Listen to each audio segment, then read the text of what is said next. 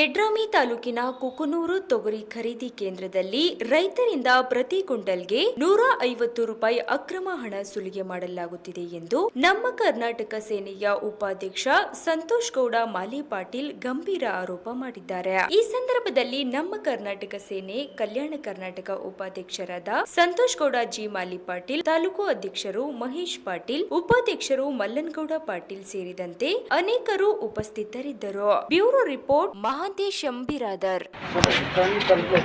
ಗ್ರಾಮದಲ್ಲಿ ಏನು ನಡೀತಾ ಇದೆ ಅಂದರೆ ತೊಗರಿ ಕೇಂದ್ರ ಖರೀದಿ ಮಾಡ್ಯಾರ. ಒಂದು ಕ್ವಿಂಟಲ್ಗೆ 150 ರೂಪಾಯಿ, ಒಂದು ಕ್ವಿಂಟಲ್ 150 ರೂಪಾಯಿ ರೈತರಿಗೆ ವಸೂಲಿ ಮಾಡ್ತಿದ್ದಾರೆ. ಅದಕ್ಕೆ APMC ಅಧಿಕಾರಿಗಳು ಕರೆ ಮಾಡಿ ನಾವು ಸುಮಾರು ಸತಿ ಹೇಳಿದ್ವಿ, ಈಗ ರೈತರ ಮೇಲೆ ವಸೂಲಿ ಮಾಡ್ತಾರೆ, ಒಂದು ಇನ್ಸ್ಪೆಕ್ಷನ್ ಮಾಡ್ತಾರೆ, ಇಲ್ಲರಿ ಸೆಕ್ರೆಟರಿ ಮಾತಾಡ್ತಾರೆ, ಅವ್ರಿಗೆ ಮಾತಾಡ್ತಾರೆ, ಬರೀ ಹಾರಿಕೆ ಉತ್ತರ ಹೇಳ್ತಾರೆ. ಇಡೀ ಜೇವರ್ಗಿ ತಾಲೂಕು ಹಾಳಾದ ಕಾರಣನೇ APMC ಅಧಿಕಾರಿ ಅಂತ ಫಸ್ಟವಾಗಿ ಹೇಳ್ತೀನಿ ನಾನು.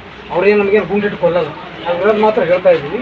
ಅದಕ್ಕೋಸ್ಕರ ಅಲ್ಲಿ ಜೇವರ್ಗಿಯಲ್ಲೂ ಹಾಳು ಮಾಡಿದ್ದಾರೆ, ಇಲ್ಲಿ ಯಡ್ರಾಮಿ ತಾಲೂಕಲ್ಲಿ ಕೂಡ ಹಾಳು ಮಾಡ್ತಾ ಇದ್ದಾರೆ. ಅವರು ಎಲ್ಲ ರೈತರ ಬಗ್ಗೆ ಏನೇ ರೈತರ ಬಗ್ಗೆ ಹಣ ವಸೂಲಿ ಮಾಡಿ ನಮ್ಗೆ ಹತ್ತವನ್ನು ಮುಟ್ಟಿದ್ರೆ ಸಾಕು ಅನ್ನೋ ಲೆವೆಲಿಗೆ APMC ಭ್ರಷ್ಟ ಅಧಿಕಾರಿಗಳು ಅದರ ಈ ಸಂದರ್ಭದಲ್ಲಿ ಹೇಳಕ್ಕೆ ಇಷ್ಟಪಡ್ತೀನಿ. ಅದಕ್ಕೆ ನಾವು ಸರ್ ಫೋನ್ ಮಾಡಿದ್ದೆವು.